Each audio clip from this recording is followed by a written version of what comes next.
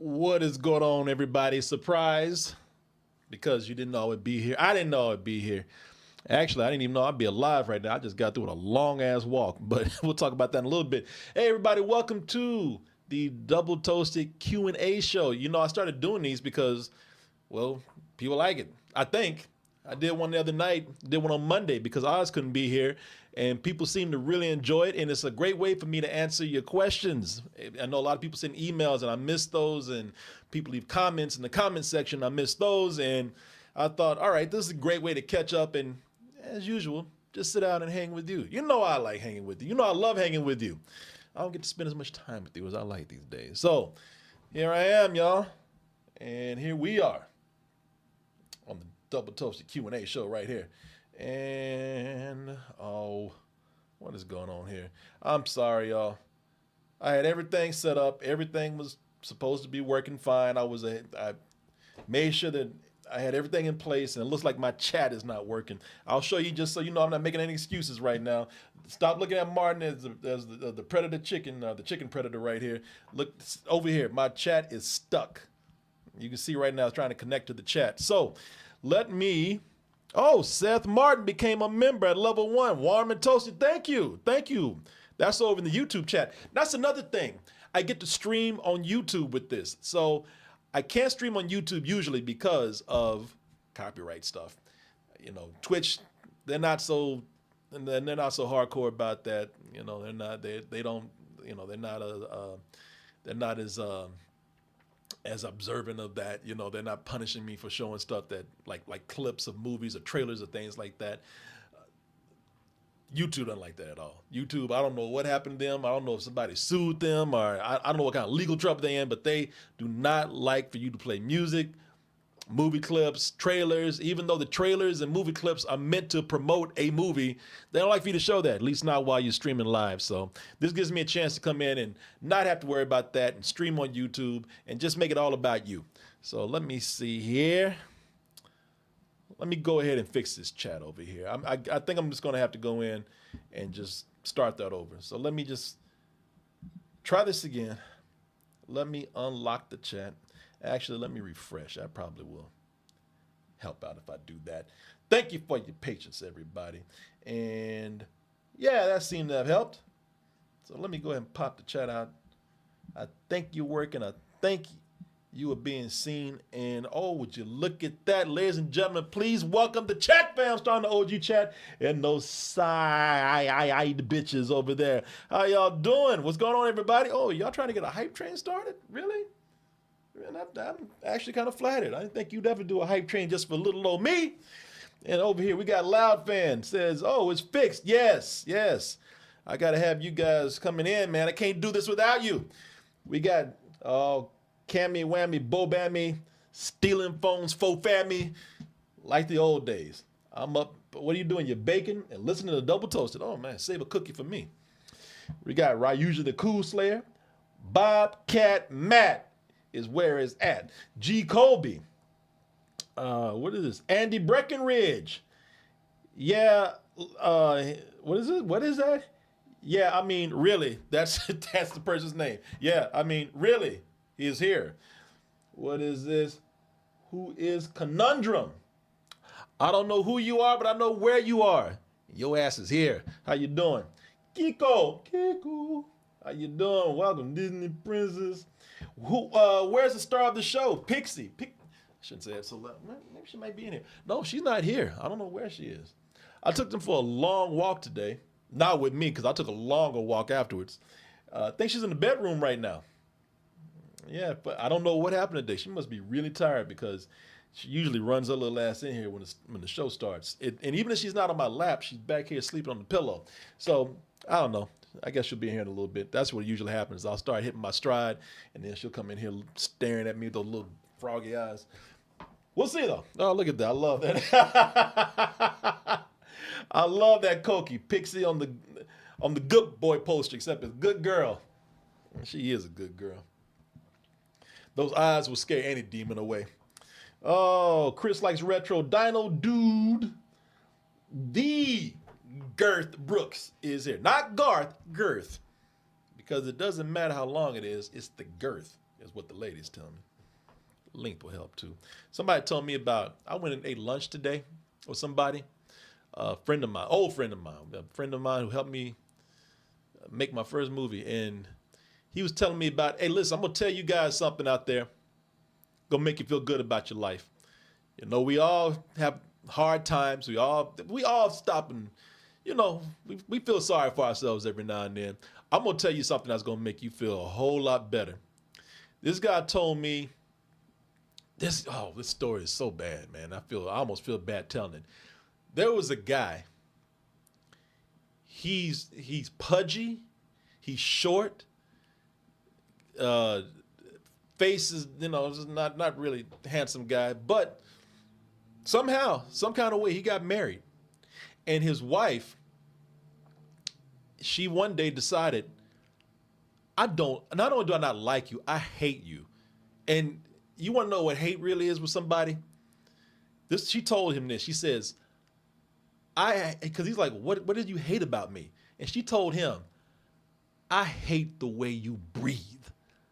Now that's some hate for your ass right there. When you hate somebody just taking in necessary oxygen to survive, that is bad. I mean, unless he was, you know, listen, we all know some people breathe their mouth open, you know, so maybe he's doing that. Maybe that's why she hated it. But so here's the kicker with the story. So she's like, I can't stand you. I don't want to be with you. I hate you. So they get a divorce. All right, cool. That's terrible. I'm sure it hurts, but at least I don't have to deal with her anymore. Merlin's Cottage became a member. Thank you. Became a member at level 1 at the Warm and Toast level. Thank you, sir. And so this, she got a lawyer. They were about to get through the, you know, get through the whole procedure. They were about to start the proceedings, and she was in a really horrible car wreck, and she couldn't remember anything. And her memory was so bad, she couldn't even remember that she was getting divorced. And so right when this dude was about to it was happy, he came to terms with, okay, I don't want to be with her either if she hates me. He was stuck with her. They said, yeah, you on the hook for this. You got to take care of her. And this guy's like, but she wanted to divorce me. They're like, yeah, that was before the car wreck. And y'all ain't divorced yet. We haven't even started. So he was stuck with this woman who has no memory of anything right now, and in her previous life hated this dude. It ain't done yet. Let me see here. This is from Paul. Could you watch the trailer for Devour 2025? It's the 3-minute one that came out a few days ago. It's absolutely insane. Keep up the great work. Man, Paul, I would love to, but I can't show trailers on here, man. If we were doing this on Twitch, we could. Okay, but it ain't done yet. So the dude was stuck with this woman. He's not happy. He ain't getting any women out there because he's short, he's pudgy, ugly. But one day, he found this woman who saw past that. She saw the charm from the inside. And my friend, he said that he knew that they were dating. He worked with these people. And my friend said he worked with this guy and he worked with this woman. And he knew they were dating because he was working at the office on a weekend and they came in together in the same car. Now, why they did that, I guess they thought on the weekend nobody was around and they wouldn't see it. The office was closed, but he saw it. And he pulled her aside and he said, Are y'all dating? He's like, and she said, don't you tell anybody about this. And he was like, why? What's going on? And so she didn't want anybody to know because, first of all, I guess it's some kind of office policy thing. But the other thing is that this guy had finally found happiness. He found a woman that would accept him for him. The pudginess, the shortness, the ugliness. She loved him for the inside, or might have loved him for the inside, but she told my friend, she's like, yeah, also don't tell anybody because he doesn't know, but I'm about to break it off. And my friend was like, oh man, that guy was happy for once in his life. She's like, yeah, but how can I put this? He has a micro dick. And if y'all know what a micro dick, it is exactly what it sounds like. He had a little tiny mushroom down there, like a little tiny mushroom cap. She said one night she was trying to feel for it.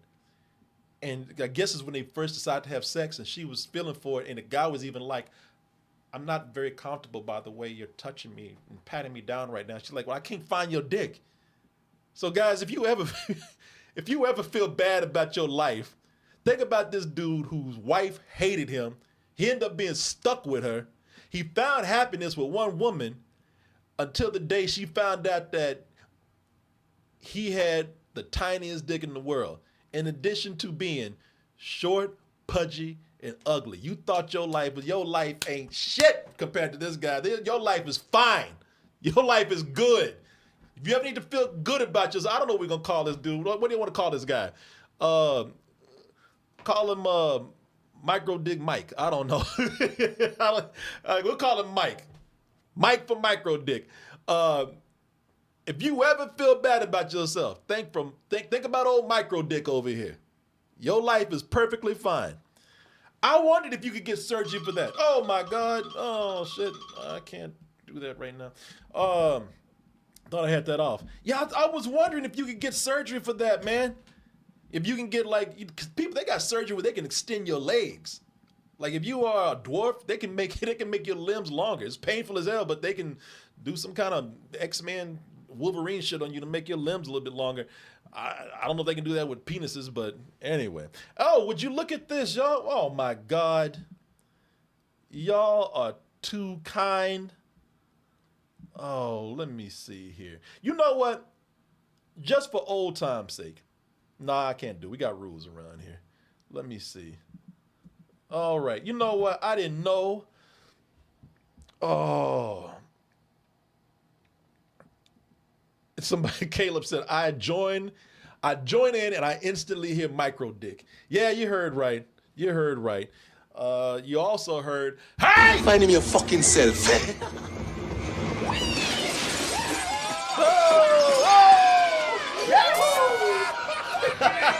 Oh, people, thank you so much. I didn't think you'd come in and get hype for me. Nice, very nice. Oh, man, I feel so good. Oh, and look who showed up. Come here, girl. Come here. Oh, she heard the hype that's going on, and she had to come here herself. Oh, Pixie's here. Yeah.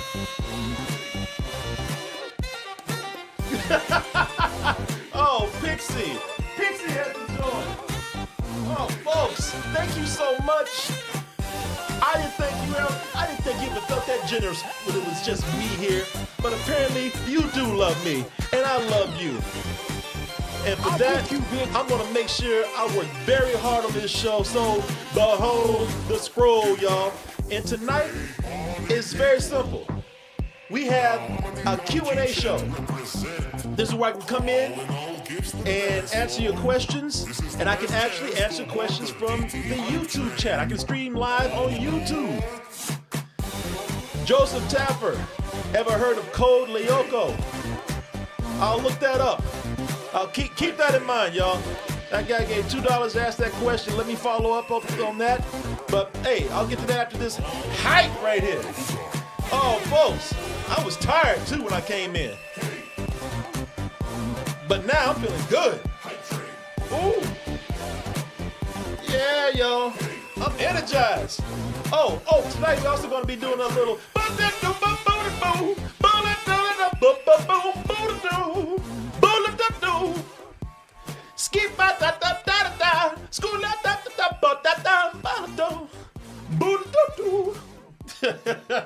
and that is David Prince that did this Hype Train video. We showed it a couple of days ago.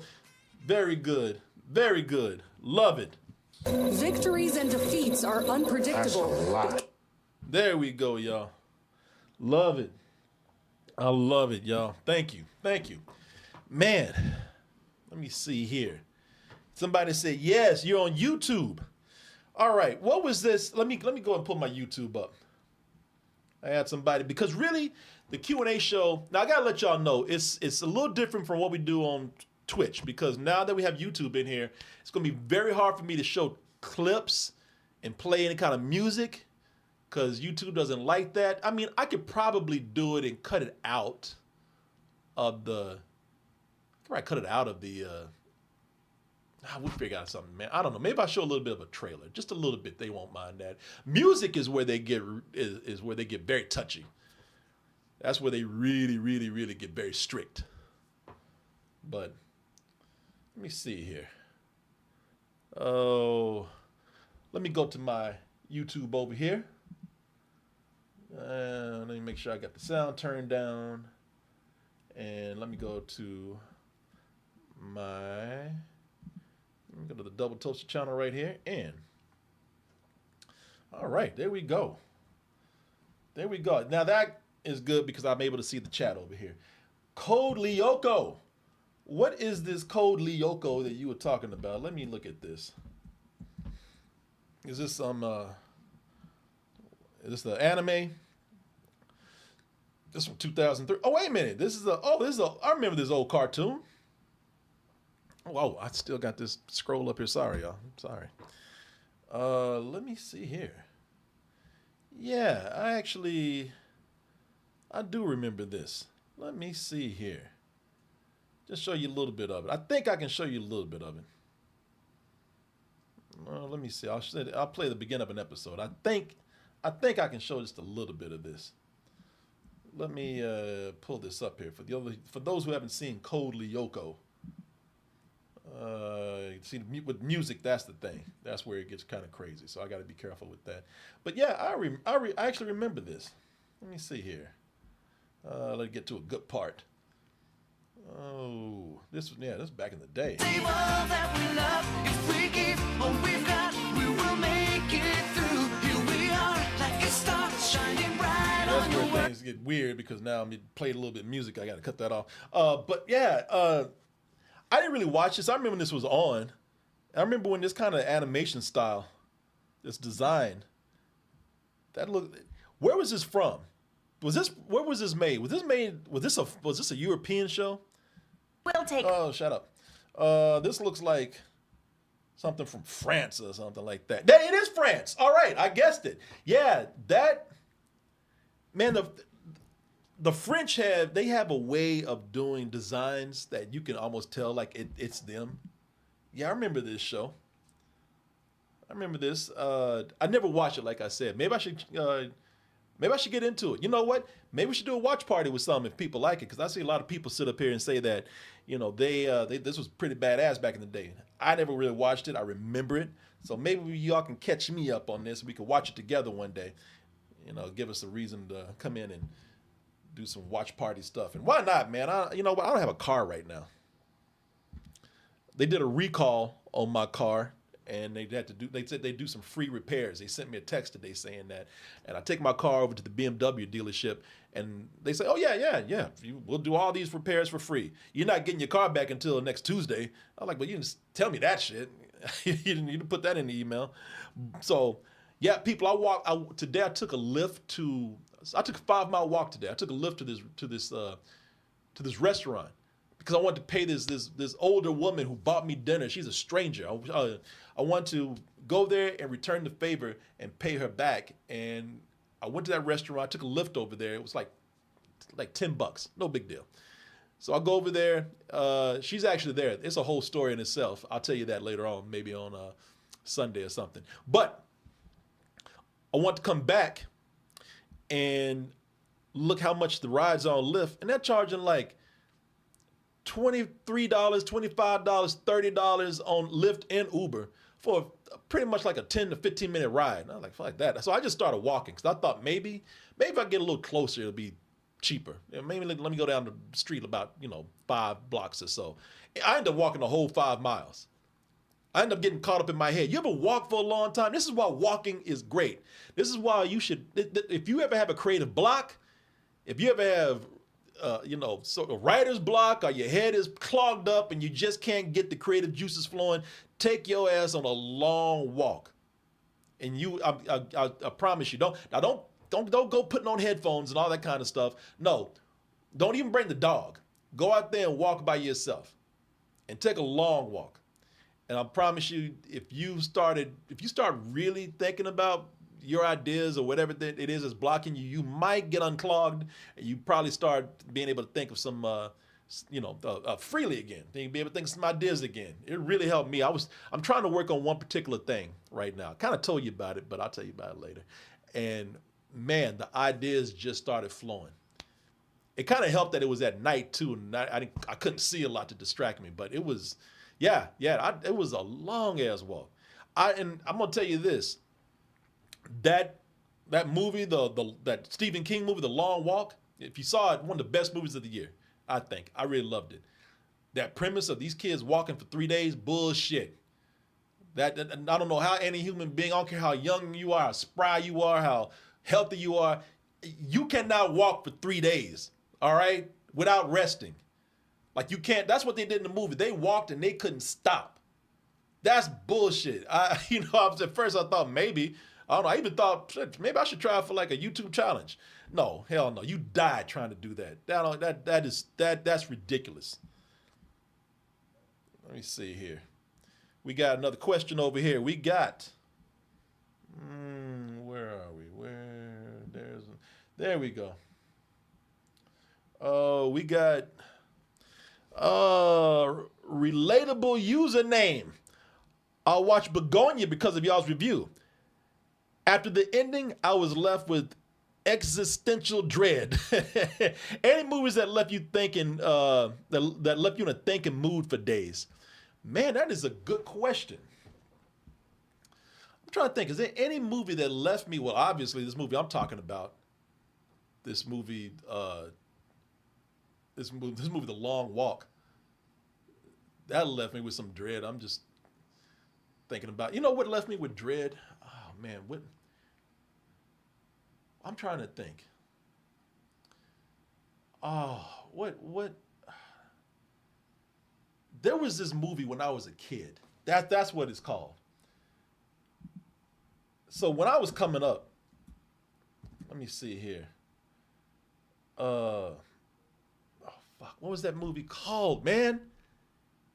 Y'all might have to help me out with this now, because I'm gonna tell you, when I was growing up, as a kid, the news would stress you the fuck out. I think that's what it's called. The Day After. The Day After. Now, don't get it confused with that Jake Gyllenhaal shit about the weather and where the actual cold can chase you down and knock on your door and stalk you like a serial killer. No, not that movie. The Day After. So not the day after tomorrow. I'm talking about the day after. The Day After was this movie that actually showed what it would be like after a nuclear war. And it wasn't even close to how it really would be. Fuck Mad Max and all that kind of stuff. The Day After was showing you realistically, like you followed the lives of these people, and then you got to see their lives just get disrupted because, there was a nuclear war. And you got to see people get vaporized, and man, it was just it's not nuclear war. It's fucking depressing.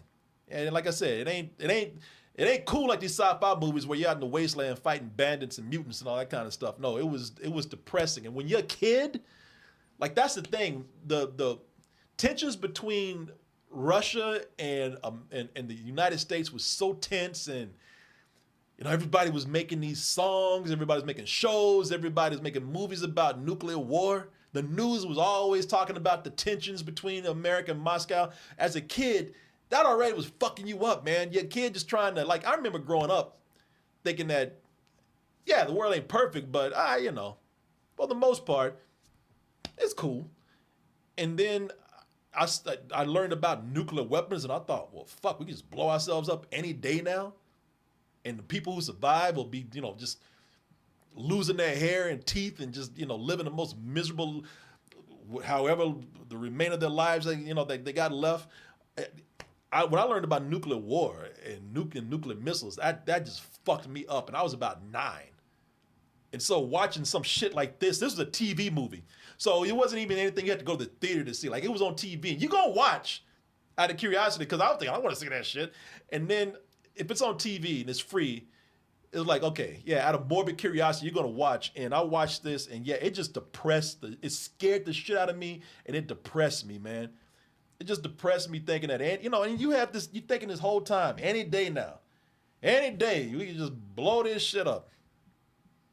They showing you this right here, where after, it's done, you're just walking through the rubble like everything's cool, like you're just taking a long stroll or walk. Nah, it's not like that, man. Yeah, there you go. That's where people getting vaporized in the middle of the street.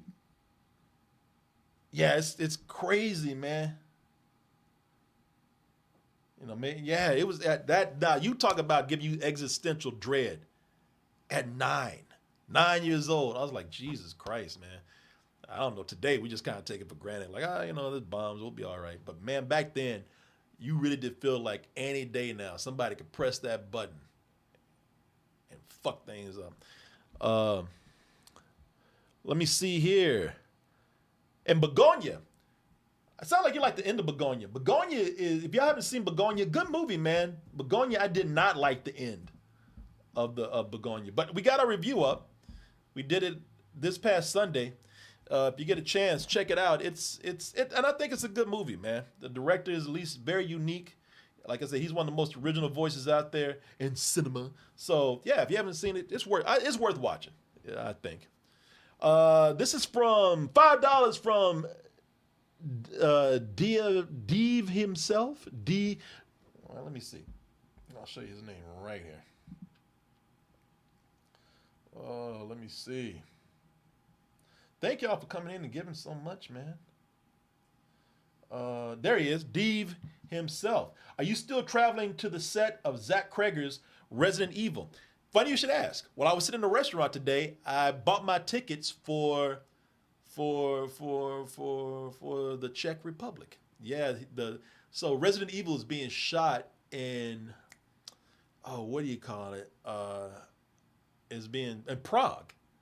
So if you didn't know, Zach Cregger, the guy that did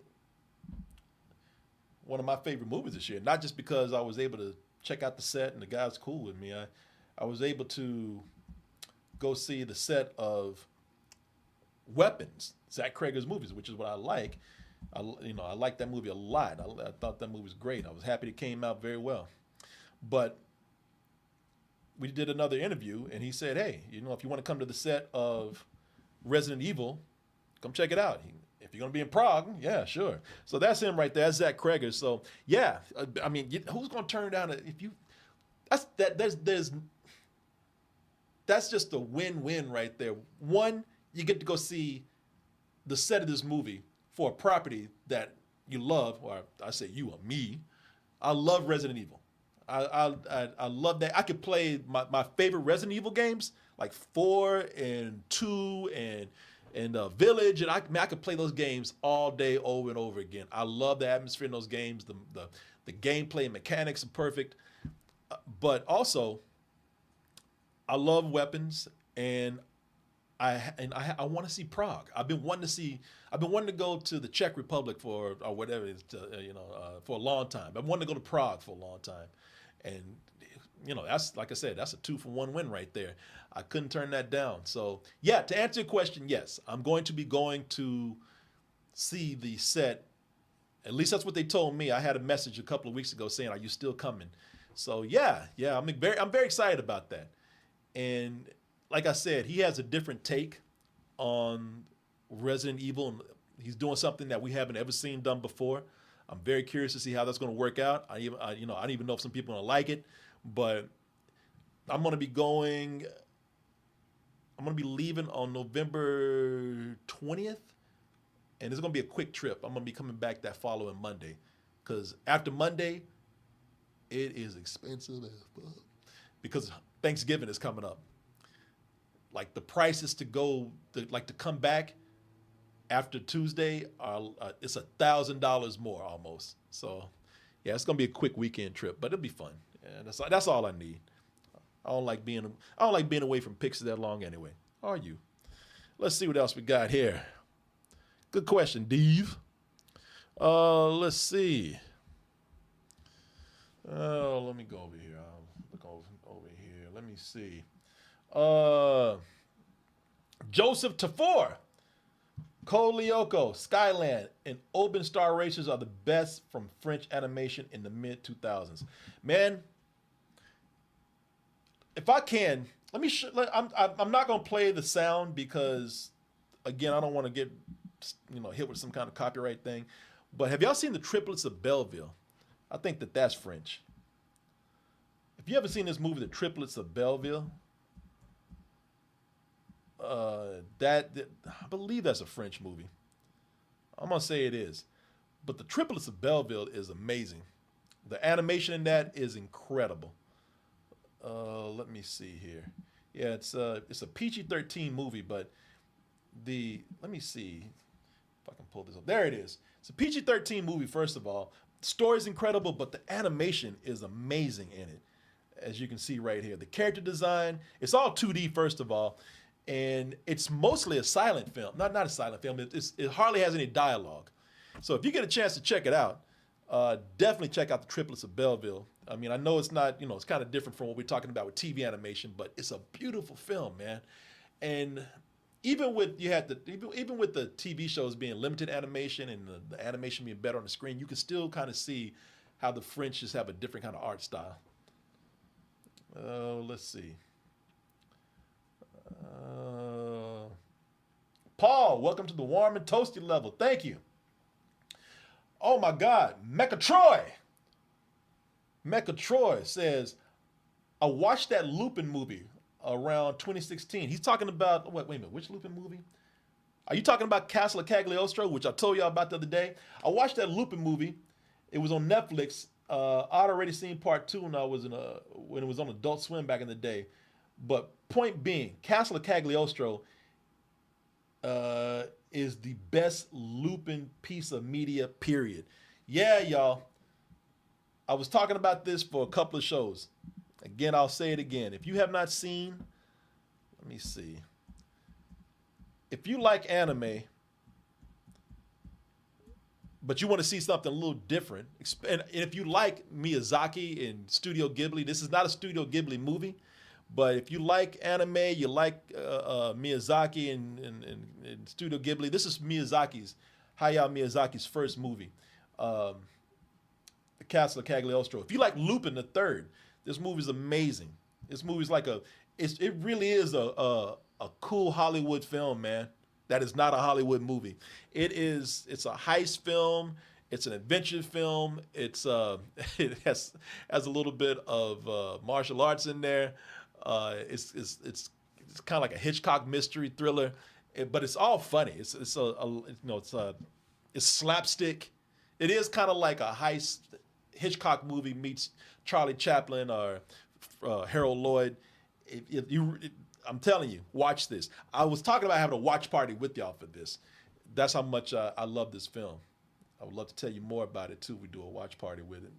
The only thing is it's not funny. It's just something you sit back and admire and really enjoy. So doing a watch party might be a disservice because I want to distract from how great that movie is.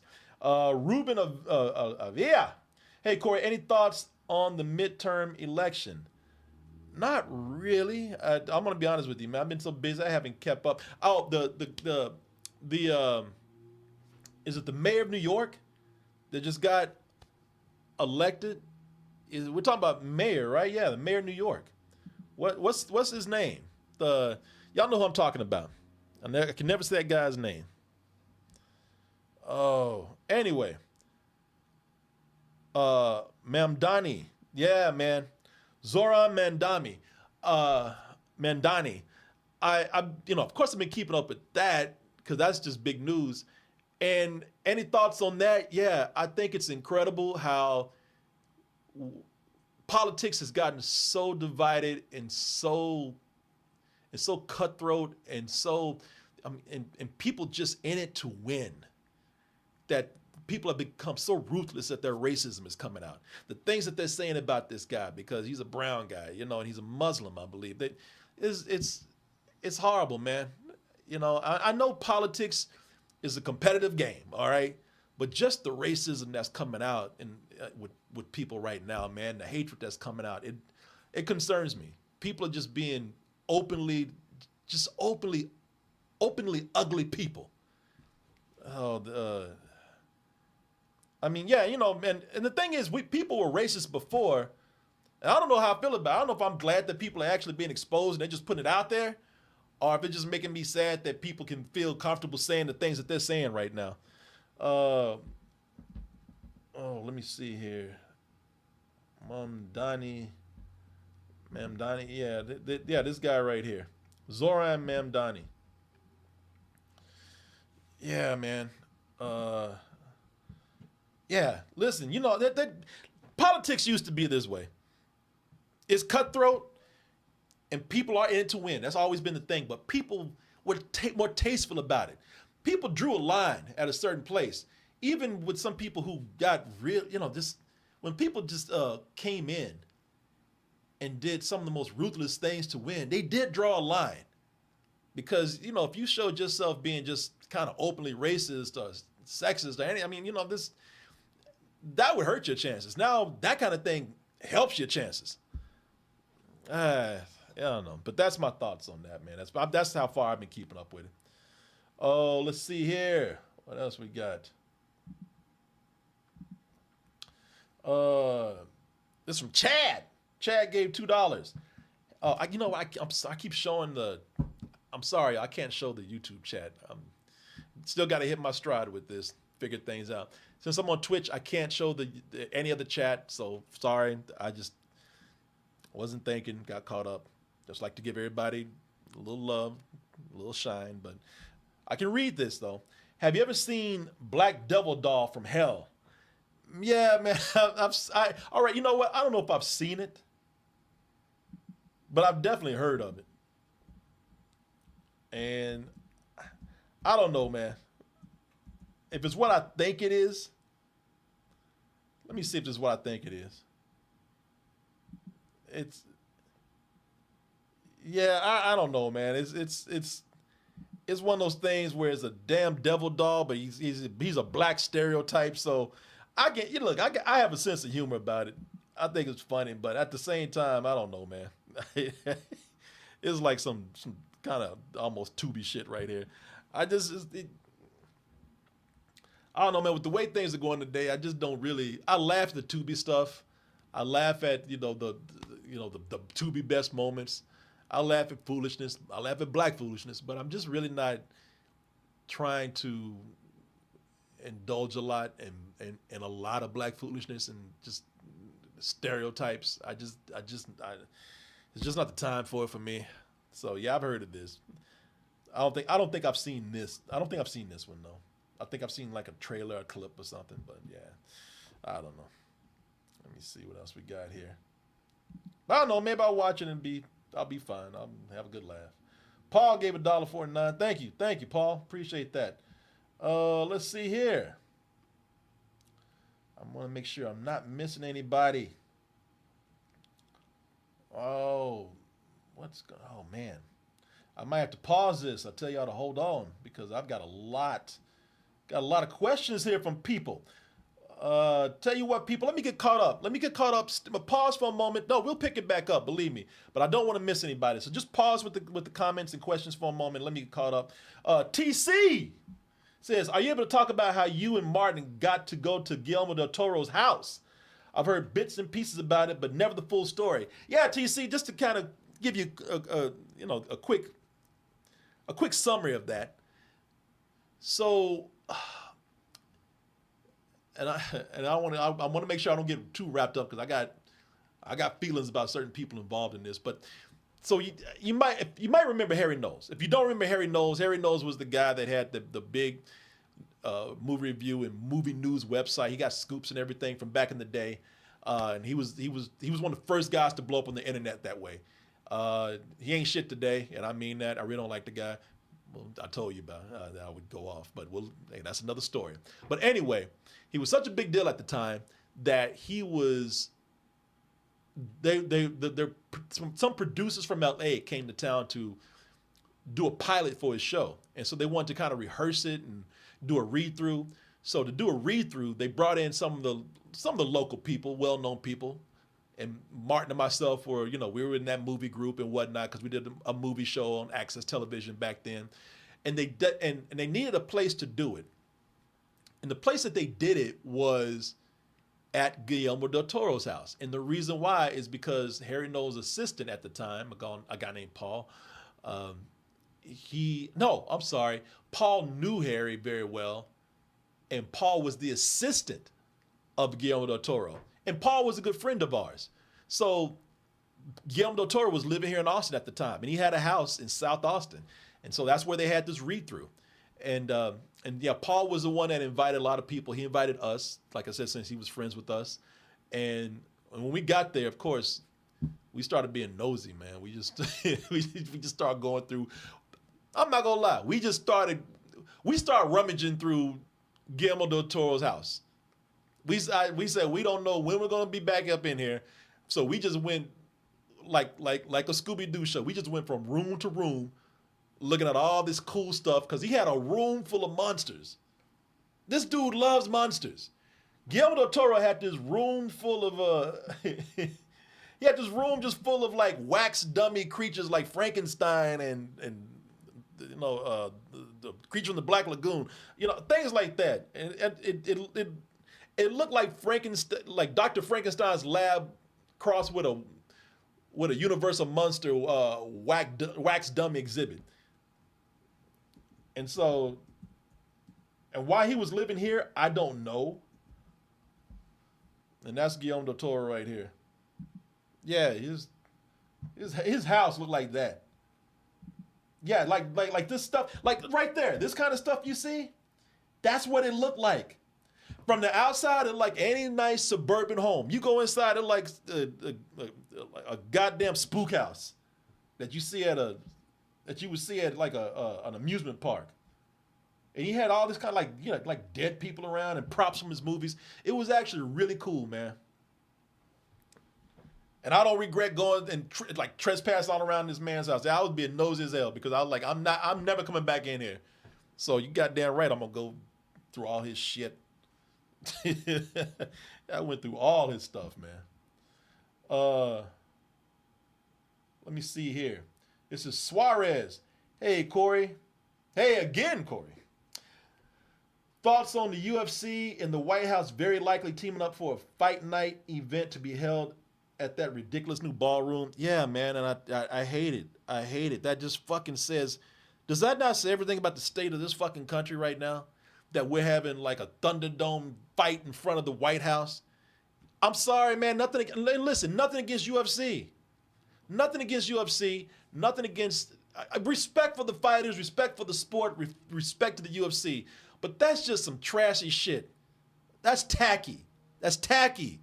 Having fights out in the middle of, like having backyard fucking bum fights or something in front of the White House.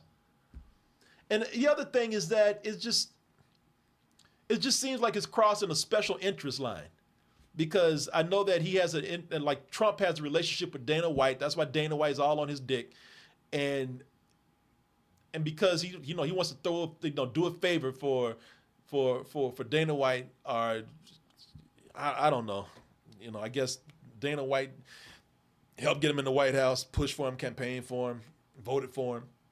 So I guess this is a way of returning the favor, having fucking cage fights in front of the White House.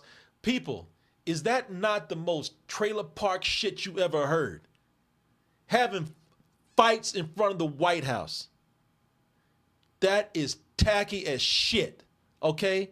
It's not presidential. It doesn't look good. It makes the rest of the... It looks redneck as fuck to the rest of the world. That's just my opinion. Yeah, I'm sorry. I just don't think it looks good, man. Fights is like the most ridiculous, because that's just, you're fighting in front of the White House. But I wouldn't be against any kind of sport. That's just not, that's what you have other arenas for. Why the fucking White House? Yeah, it's trashy. It's trashy, it's tacky, it's redneck, it's ghetto. The rest of the world, unless you third world, the rest of the world is looking at us, and we really are looking like the fucking trailer park they think that America is now. That's how I feel. I'm sorry. No, again, no disrespect to fans of UFC, UFC itself, but y'all know that looks tacky as fuck. Lone Wolf and Cub Kung. Hey fam, are you interested in participating in our Kung Fu movie challenge? It would be great to have you guys on. Lots of fun. And that was $5 from Lone Wolf and Kung. What is that challenge? Email me. Email me at kcoolmans@gmail.com. That's KCOOLMANZ@gmail.com. And let me know what this is. 'Cause I have no idea what that is, man. I mean, are we reviewing Kung Fu movies? Are we actually beating the shit out of each other? Are we going to be fighting in front of the White House doing Kung Fu? Let me know, man. I mean, I'm not against it. I like participating with things on people, man. Let me know. Oh, this is from, again, Dave himself. Would you prefer an unknown, or would you cast, or who would you cast as the new Batman? Oh, man, well, you can't get a complete unknown. I mean, in a rare case, you can. I would like to get something of like the Christopher Reeve, what they did with Christopher Reeve with Superman. Somebody who's, just who's up and coming, not widely known yet. And I would love for them to do that. Somebody who's just, somebody who was kind of on Glenn Powell's level, a few years ago, before he blew up. Somebody who was like Christopher Reeves before he blew up, because when the world didn't really know that much about Christopher Reeves that much until he became Superman. But if I had to listen, if I had to pick somebody though that's well known, let me see here. Oh man, who's your boy? Alan Ritchson. I'd pick him. I'd dye his hair jet black and put some pointy ears on him, put that cape on him. That's who I choose. And he says he wants to play Batman. That would be my choice. Somebody said Denzel. Hell no. Unless we do an alternate reality, old as Black Batman. Yeah, sure. Listen, I love Denzel so much, I will force his ass in there one way or another. We'll do some alternate dimension shit. But as far as doing Batman, proper, yeah, Alan Ritchson, man. I will put him in there. I really like him. Let's see what else we got. Good question. What game is better, Spider-Man or Spider-Man 2? I have not played Spider-Man 2, and I haven't. I haven't downloaded. Man, I got 3 copies of that shit. I got a copy that somebody gave. I got 2 copies that people gave me. I got one on my PS5 right over here, and then I got one on my gaming laptop. So I got 4 copies of this, and I ain't played it yet. So I feel really bad, and I have it in my room. That box is just staring at me. So I have to go with Spider-Man 1, but I heard Spider-Man 2 is pretty nice, man. So I'll get around to it. Maybe I should play that on air, man, because I haven't played video games in a while because I've been traveling and doing a bunch of other stuff. This is Paul. What kind of stuff do you do when you visit sets? Well, man, I don't visit sets on the regular. I only did that one recently. I only did that one set visit when I went to Weapons, and that was just because Zach Cregger was kind enough to allow me to do that. But so I imagine every set visit is different. It's probably very guarded. It's probably something where you get limited access to looking at things. But I can just tell you my experience with Zach Cregger's set for Weapons. When I went, I was very fortunate. I got to sit down and I got to see a couple of scenes being filmed.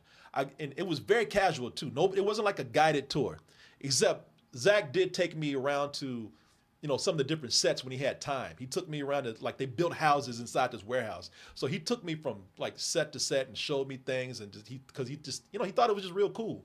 But when he was filming, he let me sit down in a chair where he usually comes in and sits, and I got to watch those scenes being filmed.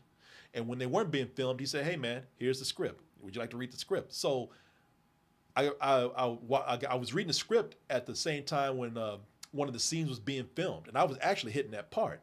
So I probably got a better treatment than a lot of people get when they go to a movie set. You probably have security all on their ass. There's probably some PR person or assistant that's being able to show them, as like just very little stuff, and the director does not come out and say anything, most of the time. But this was a very relaxed set. Everybody was cool. Like some of the stars were, man, they weren't in trailers. Come call me when you're ready. I'll be in my trailer. They weren't doing that. A lot of the there was a couple of your main stars in the movie. Ruth from Ozark. What's her name? Her and the guy that plays the cop. I was sitting there. I forgot what I was doing, but they came and sat behind me, and they were so casual. I didn't even know it was them. I just thought it was just some set people. Yeah, they would dress down and warm ups, and they were talking about going to see a movie that day. And yeah, it was cool, man. It was, yeah, nobody, they didn't have any bodyguards or anything like that. It was just, man, it looked like people hanging or people working. That was cool. So, again, depends on what kind of set you go to, but that was a very relaxed and very privileged visit that I got. Have you ever seen the Amazon series 000? I can tell you right now, no. I don't know what that is. Let me see here. 000. No, I have not seen this. Why do you recommend this? Is this something new? Got Gabriel Byrne in it? No, I have not seen this. Oh, got the Goblin dude from Amazing Spider-Man.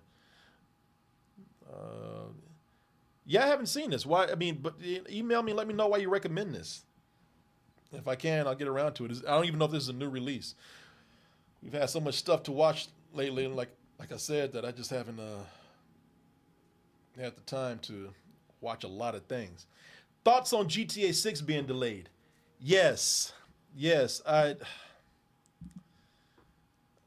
I get it. Let me see here. So if y'all don't know, man, GTA 6 is being delayed again, this time by 6 months. Let's go to Polygon over here. Rockstar announced the latest GTA 6 delay on Thursday today. Grand Theft Auto will now release on Thursday, November 19th, 2026. A full man, that's not 6 months. That's a full year from now. But yeah, we're talking about 6 months. That's a full fucking year. We're sorry for adding additional time to what we realize has been a long wait, but the extra months will allow us to finish, the game with the level of polish you have come to expect and deserve.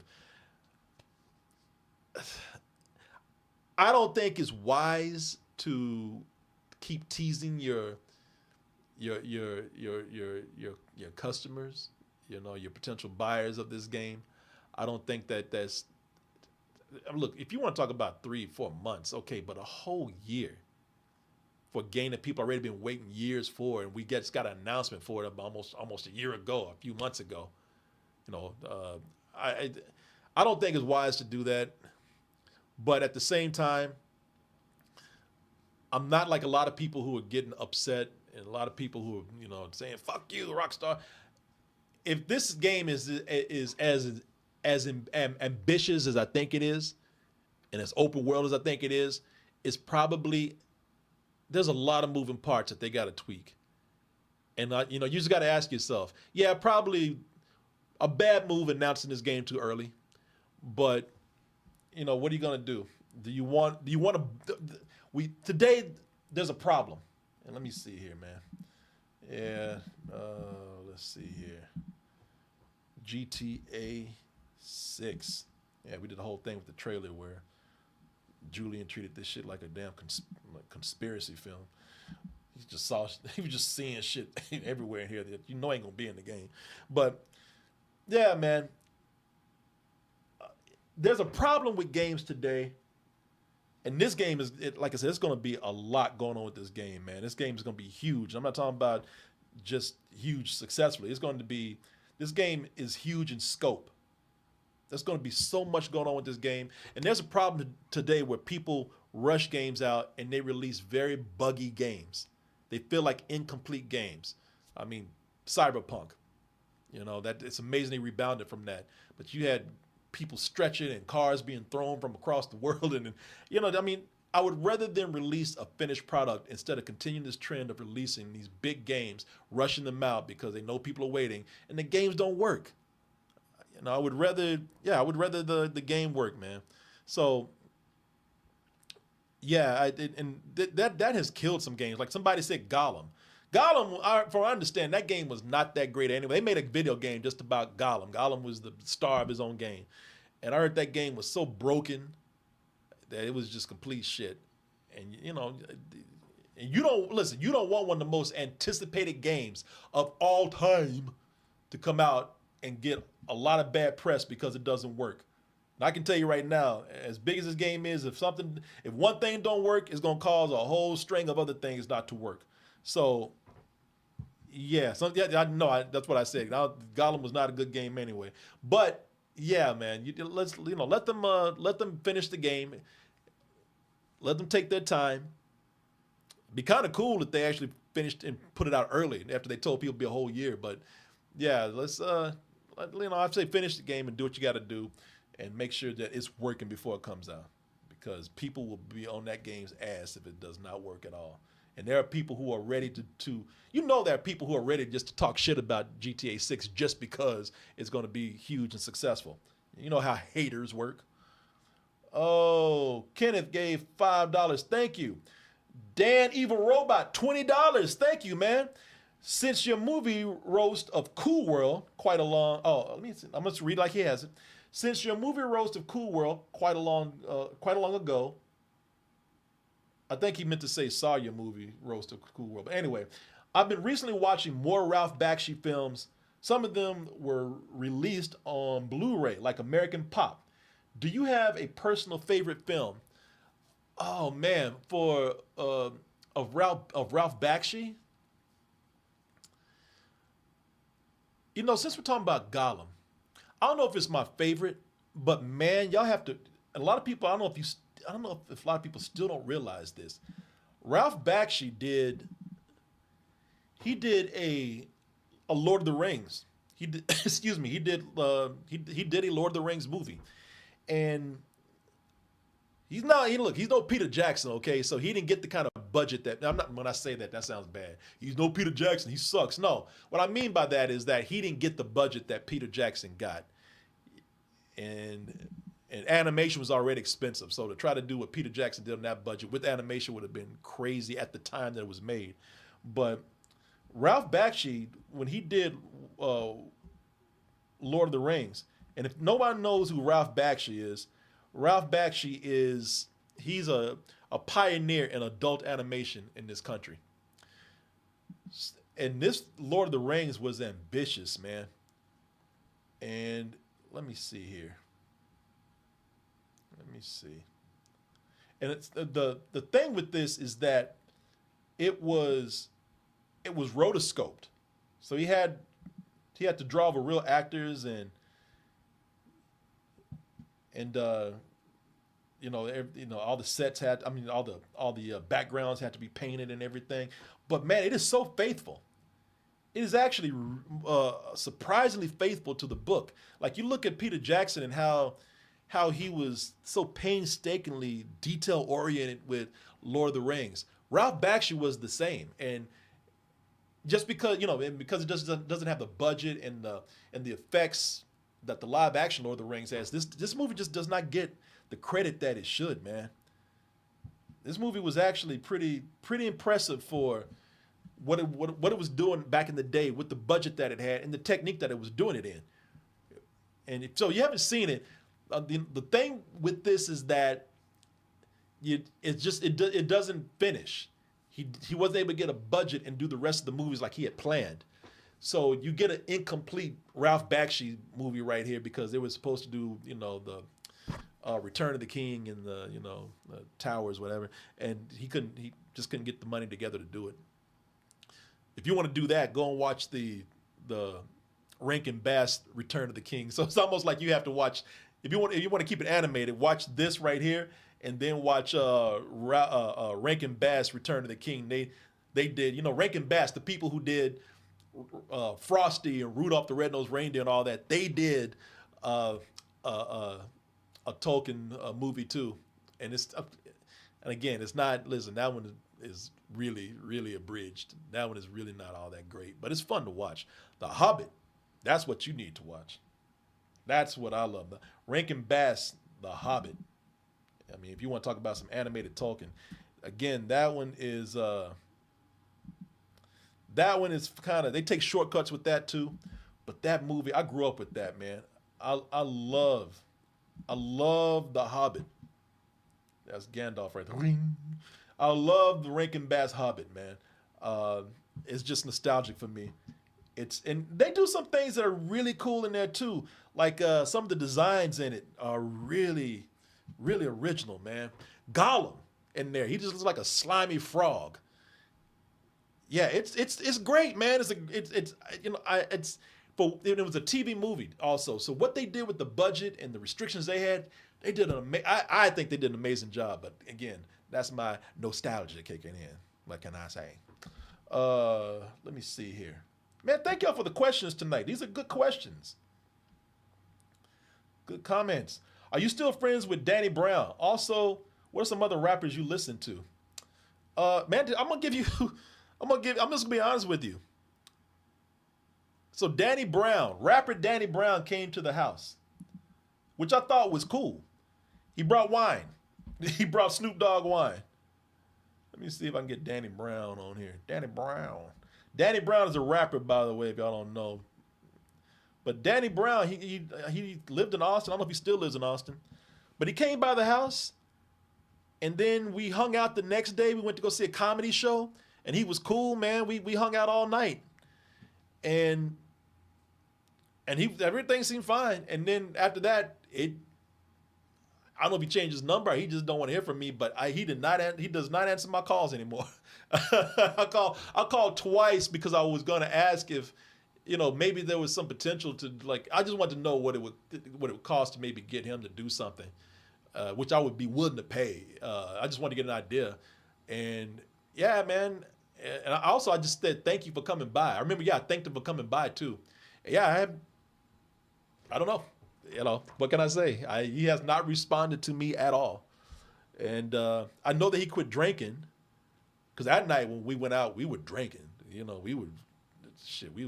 drank so much whiskey that night. But yeah, we got kind of a little fucked up. But yeah, he quit drinking, so maybe he's just, he's picking the company that he wants to hang around. And who am I?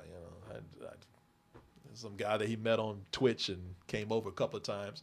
Would I like to talk to him again? He was a nice guy. He was a really cool guy. Like, I mean, I'm being serious. Like, I'm not just saying that because he's a celebrity or anything. Man, no, he was a really cool guy, man. I really enjoyed hanging out with him, man. But yeah, I don't know. I guess I wasn't worth his time anymore. But hey, it happens. I'm glad to hear that he's sober and he's doing well. Oh, come on. Oh, come on. Come on now. Let's see here. Let me see. I hope so, man, I missed. Oh, Jesus. See, I told y'all to wait because I missed some of your questions here.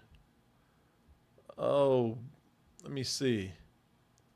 Any chance, this is $5 from Dave Arroyo, any chance of a retro review of Return to Oz for when Wicked 2 premieres? Also, did you guys ever see Titan, the Ocean Gate disaster? Also, somebody gave $50 tonight. Let me go ahead and read this before I lose that. Derek Johnson says, saw Predator Badlands. That was a fun ride, and I'm excited to see where it goes. I don't think Disney is the problem. I really think the people in charge of these projects are making the differences. Star Wars needs this kind of world-building leadership. Yes, it does. Dan Trachtenberg, who is the guy who's been doing most of the Predator stuff right now. He did Prey. He did Killer of Killers. Now he did Predator Badlands. Yeah, you know, that's the thing, man. You got to have somebody who has one person who has a vision, and that person is driven by knowing what that property is. And he's that guy. That's what's missing from Star Wars. They're bringing in too many people to do Star Wars, and either they don't understand it or the studio's pushing them to do things that are just being driven by fandom. But when you look at Predator Badlands, if you haven't seen Predator Badlands, I told you it's not for everybody, but I think it's great. I actually loved it. I gave it a low full price because I do think there's some studio decisions in there that are very obvious, like putting cute characters in there, but that didn't bother me completely. And I think it's a great film as far as taking this franchise in a different direction. But Dan Trachtenberg is a guy who, he came in, he's the one guy that is running the show, and that keeps things coherent. So yes, I do think that yeah, he's, like you say, he's that kind of approach is adding good world building leadership to these projects. Have you ever heard of the Cassandra Complex? Oh, what is that? Let me look that up. The Cassandra Complex. I don't know what that is.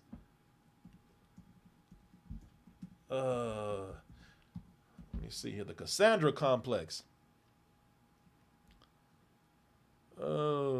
Is that a band? Oh, no, I have not. And damn it. See, this is what I hate about the limitations of being on YouTube as far as playing stuff. You better not play no music on here because they will come in and mute your ass. But the Cassandra Complex, man, as y'all know, I'm all about music, man. I just got through watching I go to a lot of live shows. I just got through coming from a live show for a band called Night Tapes in San Antonio. So I wish I could listen to this. But I tell you what, that's from Ooh Charger or OO Charger. I will listen to the Cassandra Complex after we're done. I'll tell you that. Thank you for the advice. Let me see here. Andrew Knowles. Hey, Corey, what's your thoughts on Marvel finally rebooting or resetting the MCU after Secret Wars? Needs to be done. Needs to be done urgently because it's a mess right now. It's all over the place. They just did too much. And then COVID came in and just made a mess of everything too. It's just scattered in too many places. They tried to do the whole multiverse thing, and the problem with doing a multiverse is that it can go in any kind of direction at any time, and then it's hard to tie that shit back together, man. And think about how many stingers we got out there right now from movies that will go nowhere. Doctor Strange, the Doctor Strange 2, Multiverse of Madness. That stinger went nowhere. The stinger with Blade, the Eternals, or whatever they're called.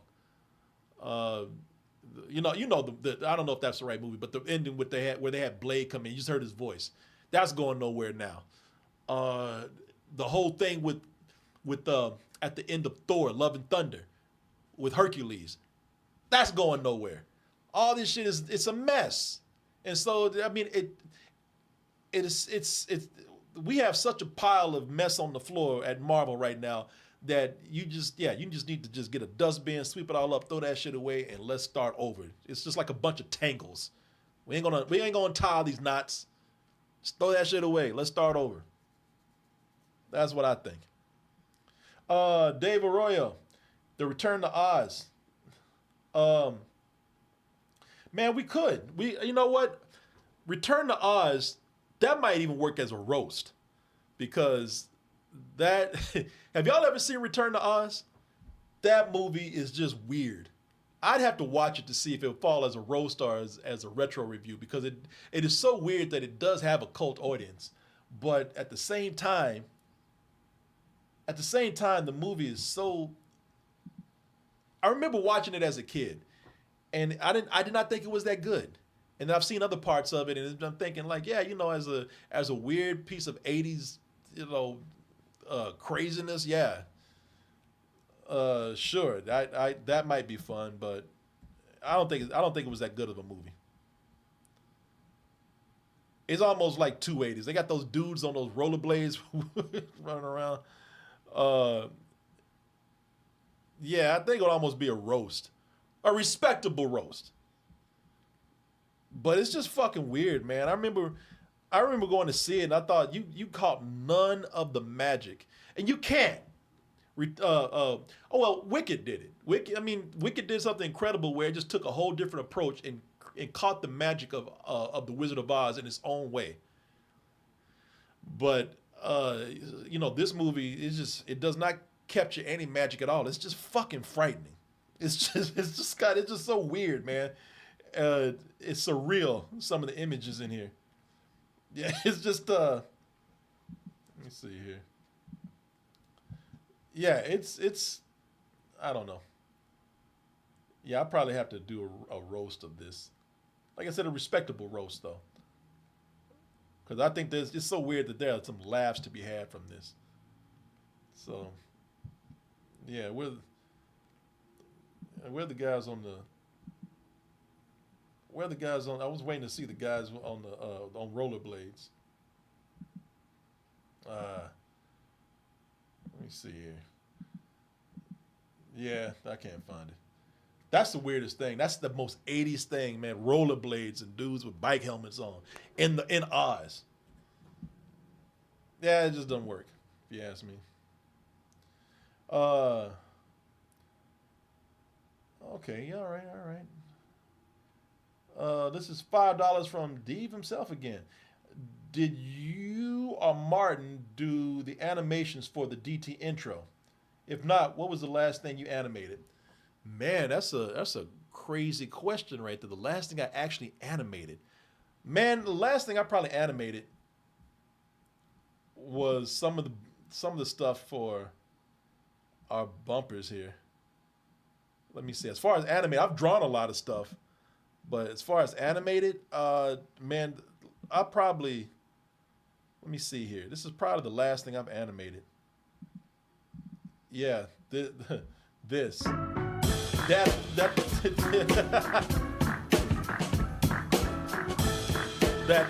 toasty angel on the cloud, that's probably the last thing I animated.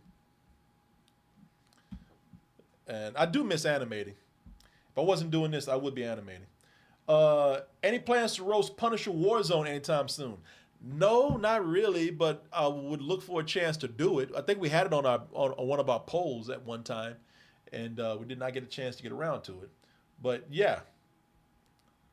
Hey, listen, if I missed any of your questions and you did pay, send me an email. And like I said, the subject line put what did I say last time? I don't know, Q&A show. I don't know. That's probably not even simple enough right there. What's your view on mass immigration, especially in cases like France? Man, I tell you, my view on mass immigration is it's a tricky thing because I do think there needs to be controls in place for immigration. You just can't have people coming in. But the thing with immigration that I don't like is when people make a political point out of immigration and they demonize people. That's what I don't like. You know, a lot of times you might have immigration because people really are trying to get to a better place. And yeah, there have to be controls in place for that. But when a politician comes in and tries to make immigration a political talking point for them to gain votes, and they just demonize people, man, and dehumanize people. Like when we were talking about how the Haitians are eating dogs and cats, and that wasn't even fucking true, man. You know, that's I hate that. When you have people coming from Mexico, I'm in Texas. I can tell you most illegal immigrants, they come here, they're not people who come here who are rapists or they're drug dealers or anything like that. A lot of these people are hardworking people. Again, I'm not saying that we shouldn't have something to come in and the rules are in place for immigration, but to make these people look like just the worst. I hate that. I don't like that. That's wrong, man.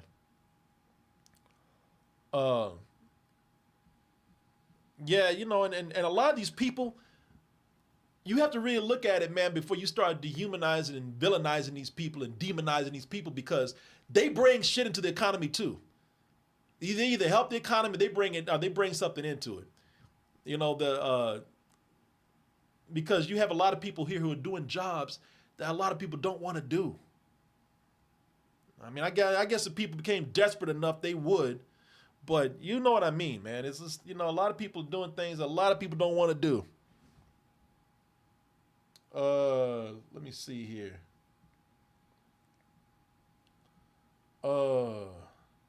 Derek Johnson just throwing in, $20 for support. Thank you, Derek. That's very nice of you. Thoughts on Bakshi's Wizards and Street Fight. Street Fight is a weird movie because it was originally called Coonskin. And that word coon has some racist backgrounds to it. It's a weird movie, man. I told y'all the story about Ralph Bakshi calling me and telling me that Coonskin is a weird film because it's telling the story of Brer Rabbit, but from the streets, and so Brer Rabbit and Brer Bear, and Brer Fox, they're like hustlers, man. From the country that go to the big city, and it's got a lot of racial, and racist undertones in. I'm not saying that Ralph Bakshi's racist. He's actually, in his way, he is actually about black people. He likes black people. But it's funny to hear him, this Italian old guy, call me up because he got mad at me because I wanted to do an interview with him. He said, "Don't worry about doing an interview with me. You got influence. You got a voice. Fuck interviewing me." He said this. Fuck trying to interview me. You need to try to. People, I've been overlooked. I've done so much. I've spoken for the underdog for so many years, including black people. And I wrote a song. This is a song. I'm gonna say it. I wrote a song called "Nigger Man." And he said the word. He said, "I wrote this song and I wrote it for my movie, and the Academy won award me best song for that." And I was like, I didn't know where he was coming from with that. I was like, what? You want me to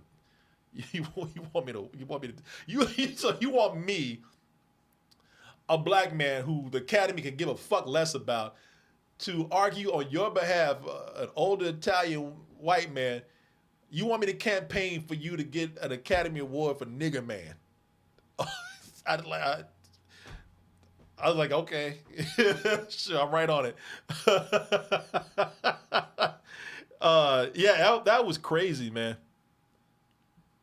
Let's see here. Elijah Anderson, is that Elijah? I think it is. Is Elijah Elijah Anderson here from Boise. Question for you guys: you ever gonna do a bad movie roast for Quest for Camelot? Were you an animator on it? Would make for an interesting episode. For some reason, I think my name got mixed up with Quest for Camelot. I don't know how. I don't know if I'm on the IMDb page or Wikipedia page or something. I did not work on Quest for Camelot. If y'all don't know Quest for Camelot, that's a 90s animated movie. And it was not. It's a cult classic now, but I don't think it was actually received as a good movie. But yeah, it was Warner Brothers. One of the reasons why Warner Brothers slowed down on doing feature animation, they were trying to be Disney at the time because Disney had that Renaissance golden age of 2D animation. But Quest for Camelot, as you can see right here, man, so I worked at a studio that did some work for Quest for Camelot. And I'm talking about like effects animation and stuff like that. I did not, I didn't do shit for this movie, okay? Man, so it's funny, I do one shadow on Space Jam, and my name gets put in the credits like I worked on half that movie. And then just by being in the same space as people working for Quest for Camelot. My name gets associated with that. Like I directed this movie or something, but no, I did not do any work for Quest for Camelot. I haven't even seen Quest for Camelot, and I don't know. Maybe it might be good for some kind of retro review roast, cartoon review one day, maybe. But yeah, I had nothing to do with Quest for Camelot, man. And I've heard my name be brought up with that before. I mean, it's cool if people think I did, but no, I did not. Since Insomniac announced the Wolverine game, do you think it would be awesome to see a Daredevil game next, or the Hulk? Yeah, man. Especially the Hulk, man. It could be like Donkey Kong, that latest Donkey Kong game where you just tear up everything. But the problem with a Daredevil game is that I can see Daredevil being close to Spider-Man because you're swinging. He's the man without fear, and he's just swinging all over the city. So I can see that being really close to Spider-Man in gameplay. But, I mean, I like Daredevil, so I would love to see that. They had a Hulk game a few years ago. It was trash, just like a lot of those Marvel games that came out. But it would be cool to have a Hulk game where you can smash everything. You just got to be careful that you're not smashing buildings with people still in there and killing people, because, you don't want to you don't want to taint your brand like that. Let's see what else we got here.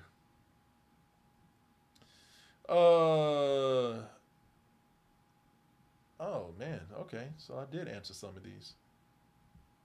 I guess I did. Tropics, welcome to the Hot and Buttered tier member section of our YouTube membership section. Trying to read and talk at the same time. Well, I'm very eloquent tonight, aren't I? All right, y'all. I don't know if we have any other questions going on.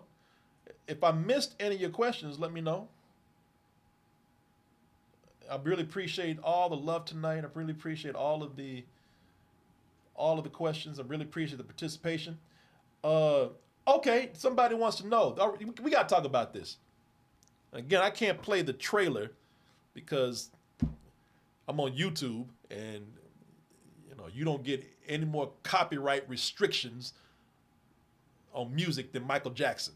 But that trailer came out today. Well, they say it's a teaser, but it's a long-ass teaser. Might as well be a trailer with Michael Jackson and that new Anton Fuqua movie, man. And I'm impressed. I'm excited. Michael Jackson is probably the only celebrity that made me cry when he died. And that's just because a piece of my childhood, of my life, was being taken away. And I just had some fun memories about it. So hell yeah, I'm excited about this. And Jafar Jackson. Let me see here. Jafar Jackson, this is crazy, man. This guy is playing his late uncle. Jafar Jackson is Michael Jackson's nephew. I think that's amazing. There's all kind of casting that should be done that just makes sense, and that's the problem. It makes sense. So Hollywood don't do it. But people looking at Jafar Jackson, I'm sure before he was even cast, and they were like, yeah, get this guy to play Michael Jackson, man. And I'm looking at all the stuff they're like Thriller, man. The stuff they're recreating right here. Man, y'all don't know how this is gonna hit a person like me, because some of y'all who were not around when Michael Jackson was at his peak. I mean, when Michael Jackson was hitting hard, like, to be around when Thriller came out, that was a crazy time to be alive. Thriller just came in and set the world on fire, man. That's probably still the most successful music video ever made. But to be there for it and now to see it recreated like this, you talking about some nostalgia coming in and slapping the shit out of you.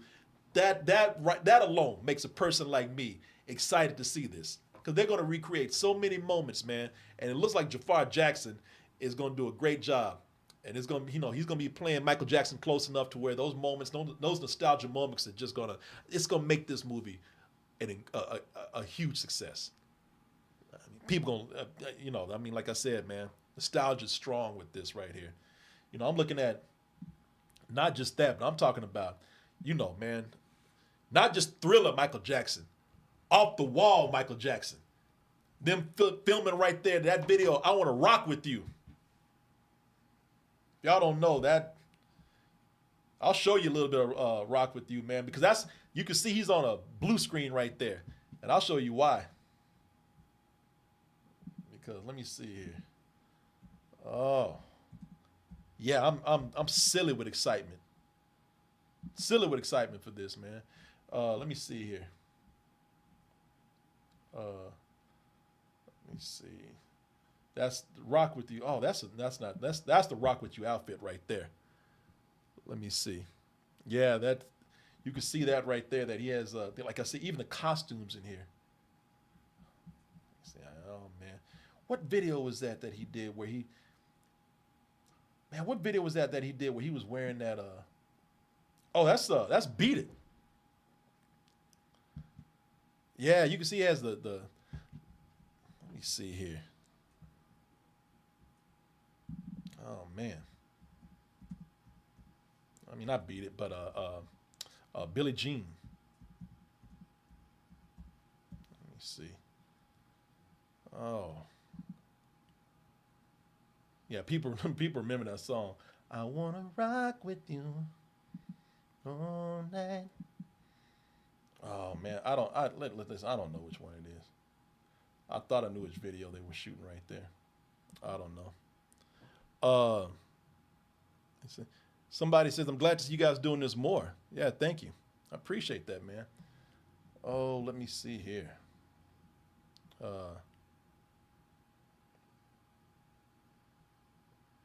I think that's it. Don't stop till you get enough. Yeah, that's it.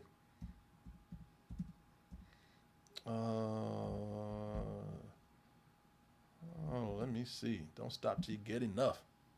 Yeah, there it is. I can't. Damn, I wish I could play this music.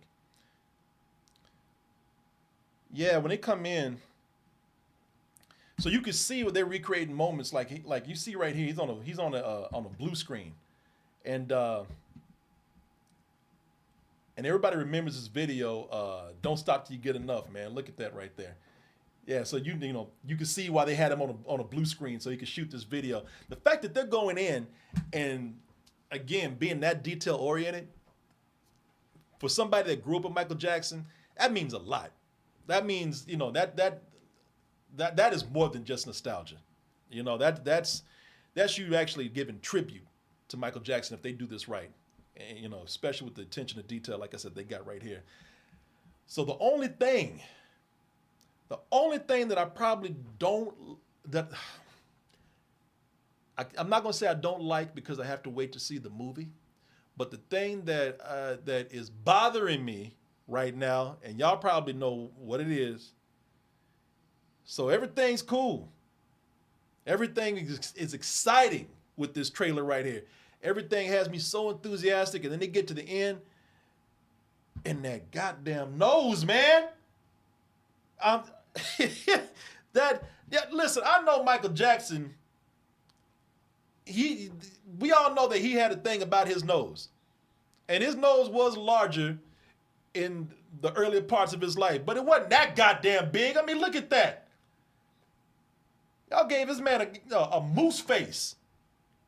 That nose was not that big. Y'all should know better.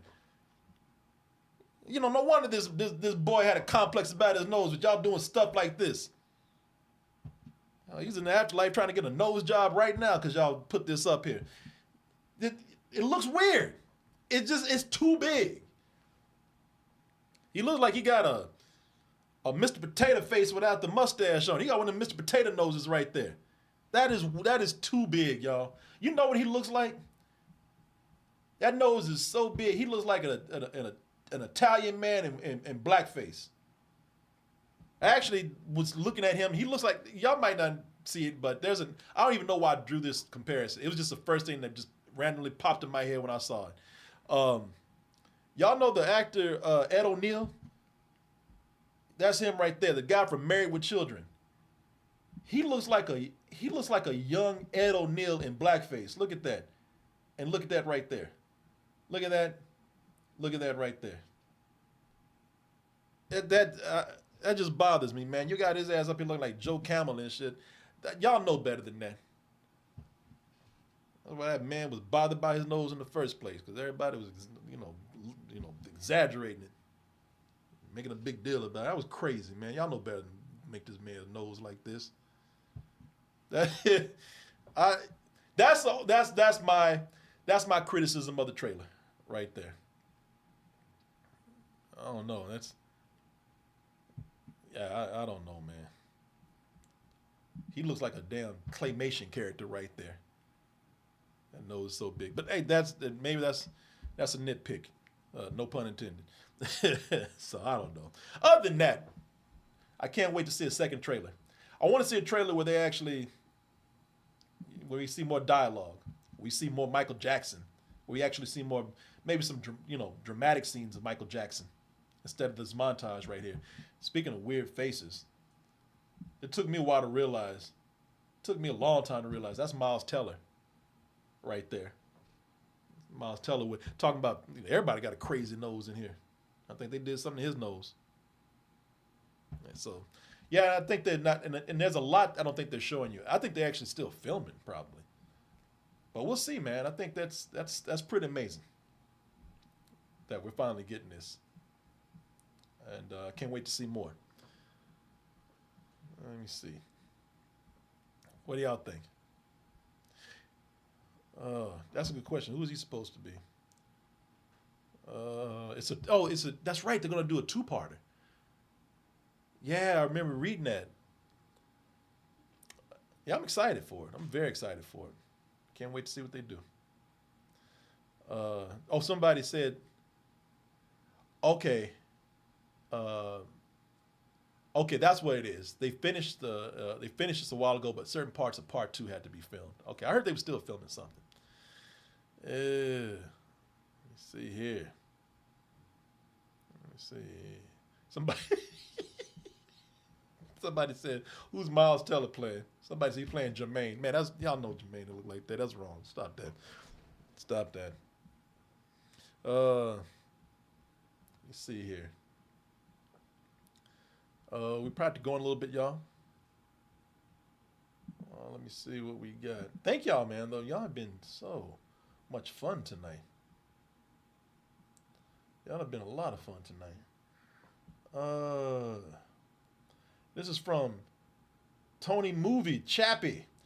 Thoughts on the recent cult following that Chappie had developed over the years, similar with Jennifer's Body, a movie that was hated when it first came out, but now has its own cult following. You know what, man? I can see that. Chappie was.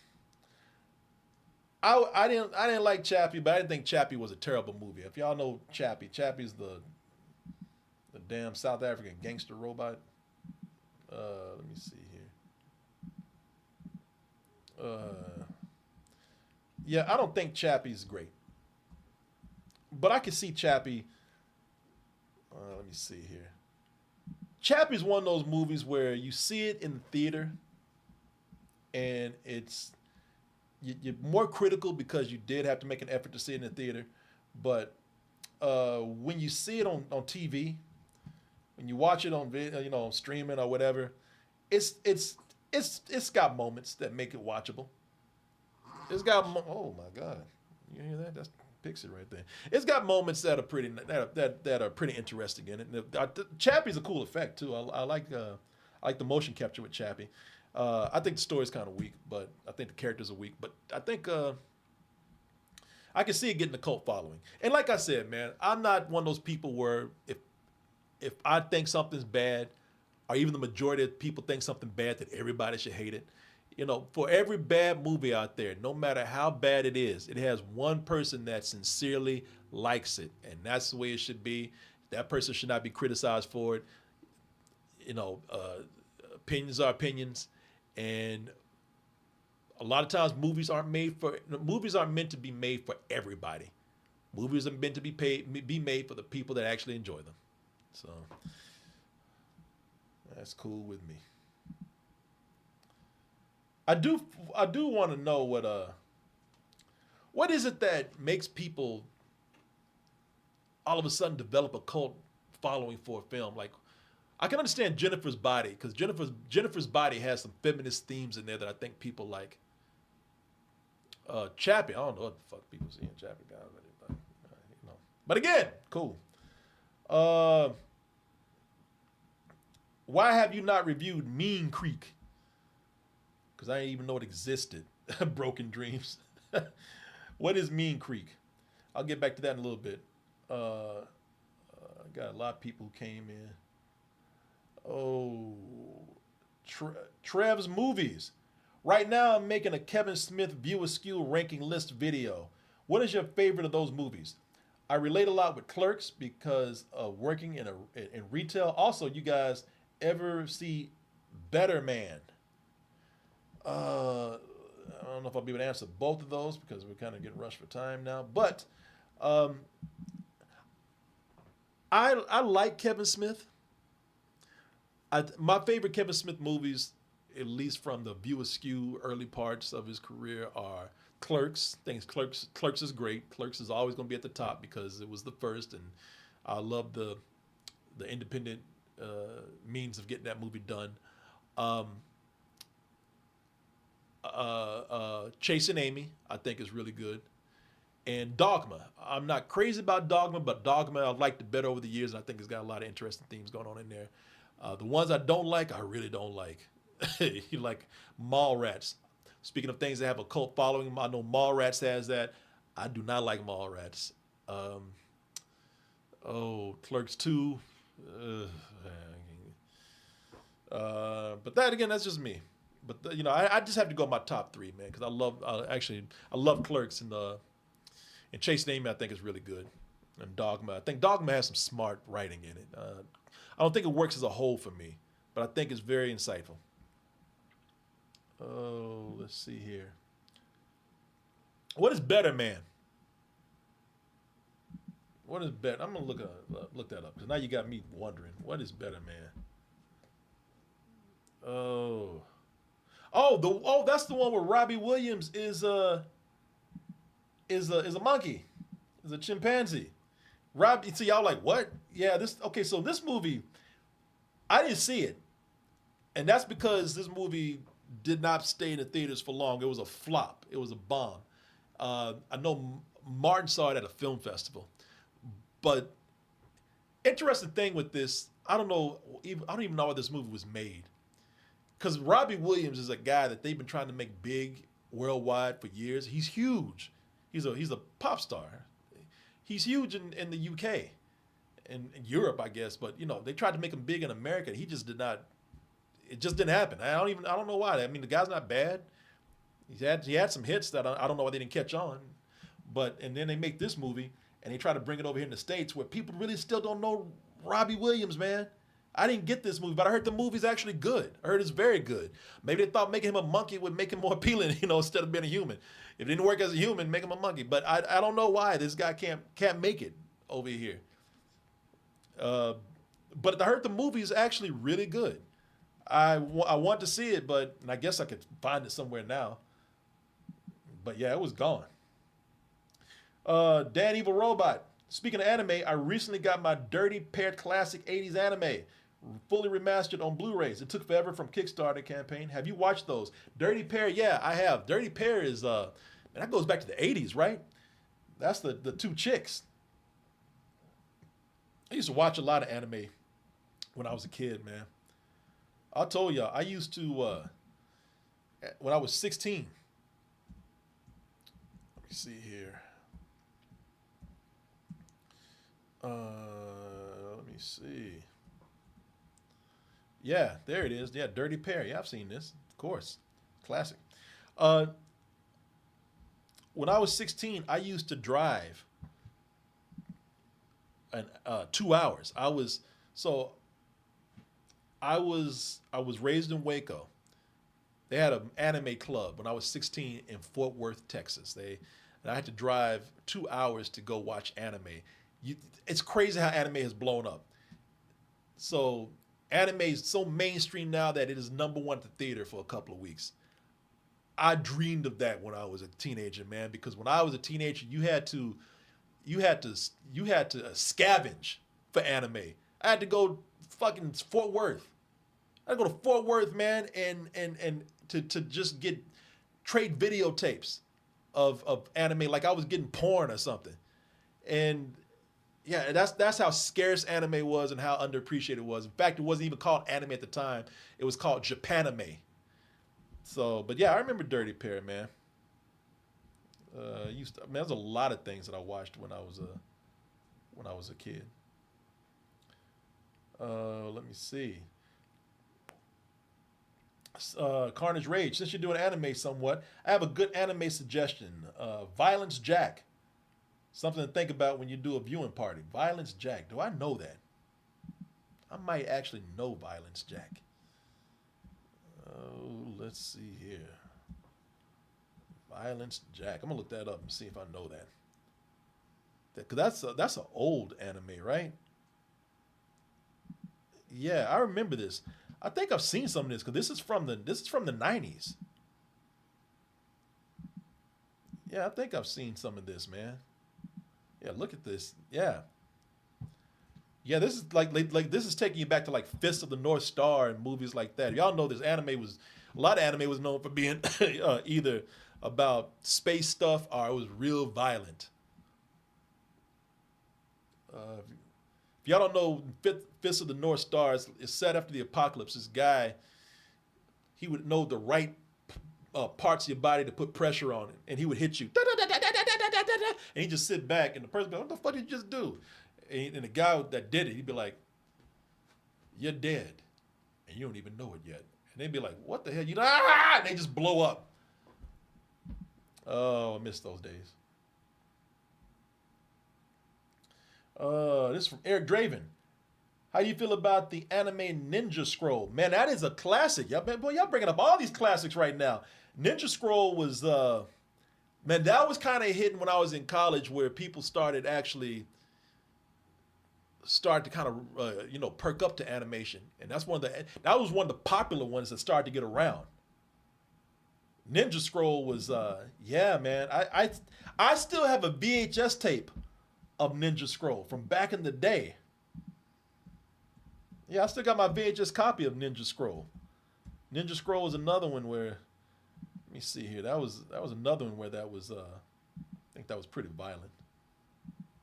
Yeah, Ninja Scroll was badass, man. That and Vampire Hunter D and what is it? Monster City or whatever. Perfect Blue. Yeah, I'm probably saying things that y'all don't know, but the anime fans know what I'm talking about. And these were like very violent, very adult animes from back in the day. Let's see here. All right, y'all. Corey, did you ever watch the Timon and Pumbaa animated series back in the day? Yes, I did. I did. I thought Timon and Pumbaa were perfect characters to spin off. I love Lion King 1.5. I think they did some really cool things with Timon and Pumbaa. Perfect side characters, man. And they deserve their own spinoff. Thoughts on Ralph Bakshi's Wizards and the Titan the Ocean Gate Disaster Netflix doc? Any chance on Troll 2 or the Room Roast? Probably Troll 2, maybe, but the Room is man. That's that movie roasts itself. We've always talked about that. I can only answer. You ask a lot of questions. Let me answer just some. Man, if you haven't seen Fire and Ice, that's like Ralph Bakshi's Conan in a way. It's like I was talking about Ralph Bakshi doing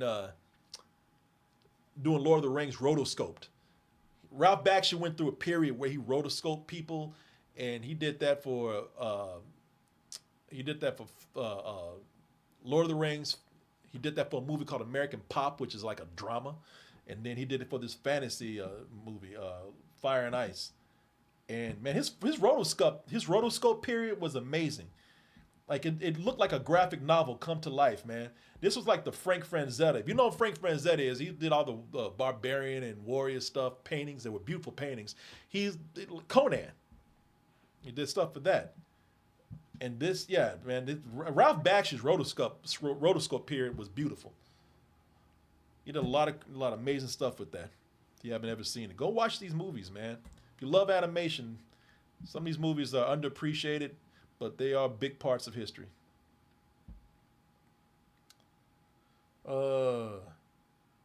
See here. Mecha Troy back again with $5. I mentioned this on the Twitch stream a while ago, but you should definitely have a separate show for anime whenever you got the time. Man, I would love to get back into anime. It's funny because when I was really into anime, when I was 16, 17, 18, 19, like Akira is still one of my favorite movies. My dream was to see anime go mainstream, and I didn't think it really happened. But now that it's kind of happening, it's like I don't have time to watch it now. But I think it's a really beautiful thing to see animation go mainstream. I am so proud to see things like Chainsaw Man and Demon Slayer. Even though I haven't seen the show Demon Slayer too much, I'm so proud to see those things go mainstream, man, and be number one at the box office.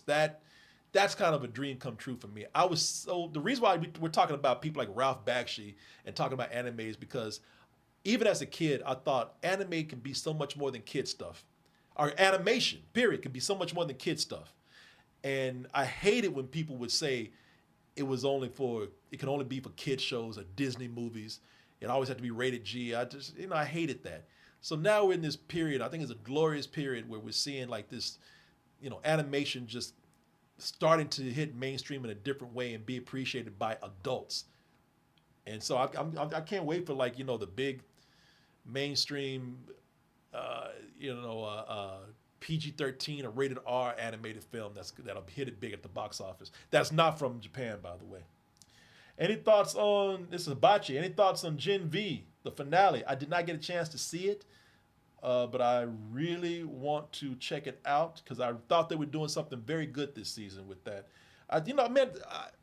Surprisingly, Gen V really was a good spinoff. I thought it was going to be something where they were just trying to cash in, and it actually did the series. It enhanced the series. It enhanced and grew the world of The Boys. That's the show it spun off from. All right, y'all. With that, I'll tell you what. I'm going to read one thing right here because somebody said Trev's movies. He says, all right, never mind. You answered it. Film shoot. He's okay. Let's see here. I did miss him. My question is, have you seen the trailers for Avatar: Fire and Ash? And what are your thoughts on the film? I have not. On the movie, though, which one are we talking about? We're talking about the one that M. Night Shyamalan did. Man, we did a roast on that movie. That movie is horrible.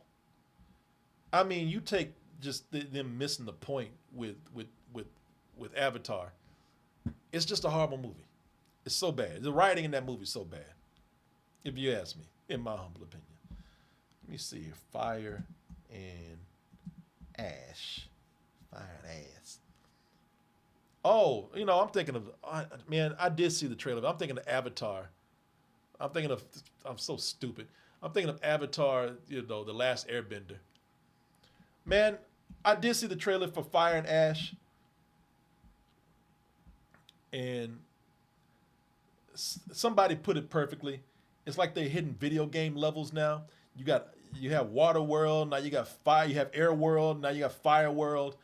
And I think these movies look great. They look incredible. I am not the biggest Avatar fan, to be honest. I admire them. I admire them a lot. And I liked the last movie. I thought it was cool, but I don't know, man. Story-wise, they don't resonate with me like they do with other people. But I do admire the technology. I think it's a smart story for mainstream. You got this technology that you're trying to pioneer, motion capture and all that kind of stuff. You're creating these CG worlds. So I think it's an accessible story that will help those put that mainstream out, put that technology out there mainstream. So yeah, that's my thoughts on that real quick. I gotta get out of here now, folks. I've been here for a while. Man, you guys have been great. You guys have been awesome. Let me see here. Yeah, man, I don't know. James Cameron. I love James Cameron. I love Terminator. I love Terminator 2. Amazing. Aliens. James Cameron is. I mean, the guy's a pioneer, but yeah, the Avatar movies just don't interest me as much as I wish they would. But anyway, man, I hope you had a good time tonight, y'all. I hope you do y'all like these? Again, I know I keep asking. I'm not asking you to stroke my ego or anything like that. I'm really kind of gauging. Am I rambling too much when I'm by myself? Do you like these? Is it too bare bones? I know because I can't show clips like I want to. I mean, are y'all cool with this? If y'all want more of these, if you do, I'll do more, man. I'll bring these on because these are fun. I like these a lot. I just like sitting up here. I'll tell you what's cool about it. You bring up things and you just bring up all these memories. Like the way we're talking about anime, talking about Ninja Scroll and all that. You bring these memories up that I have with things like that. You introduce me to new things. So yeah, keep them coming. All right then we will do it. Well, y'all. I want to talk about that Gremlins news, but we'll do that for another time. We'll do that. All right, we got one more here. Hey, Corey, have you ever watched oh, I already did that. Never mind. I have a scroll that's delayed over here. All right, guys. It's been great talking to you. It has been fun talking to you. And let's see here. Somebody said I sent an email.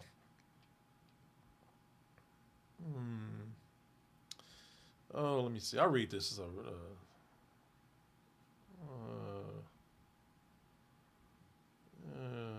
see. We already did that. This person wanted to know what I would like to see in the Michael Jackson movie, trailer, whatever. Q&A show. Sarah, got any ideas for bad talking animal movies to roast for Zootopia 2? My suggestion is the long-awaited review of Tom and Jerry the movie.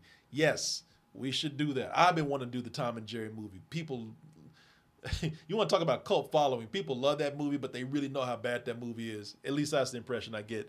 So yeah, I would love to do that. All right, I really do have to get out of here, y'all. Thank you so much. Y'all have been so kind tonight, and it's been great talking to you. And we'll try to do more of these. I'll be back next week. How about that? Hey, until next time though, I don't know, maybe we'll do some kind of watch party on Saturday. If not, there'll be trivia. Something will happen on Saturday, so stay tuned for that. And then we'll see you on Sunday for the Sunday service. I think we're going to talk about that Kim Kardashian show, which people say is horrible. It's got 0% on Rotten Tomatoes. So yeah, where are you going? Where are you going? Where are you rushing off to, little mama? Come here. All right, you stay here and say bye to everybody with me. All right, everybody, bye-bye. And just remember, you can get in touch with me at kcoolmans@gmail.com. That is KCOOLMANZ@gmail.com. Email us with any kind of questions, comments, compliments, insults, input, and/or advice. Hit us up on those social medias: Instagram, Twitter. Or X form of Twitter, Facebook, Patreon, TikTok. Just type in Double Toasted. It'll take you where you need to be. And if you find yourself here in Austin, Texas, I always tell you, come see a show. You better email us first. kcoolmans@gmail.com. Let us know what those plans are. Hey, are you coming here to see a particular show? Let us know which one. What time you're coming. What day you're coming. What do you want to do besides see the show? Let us know, and we'll do our best to help you. All right, everybody, that is it. Good night, good morning, good afternoon, good evening. Whenever you are listening to or watching this, goodbye, and stay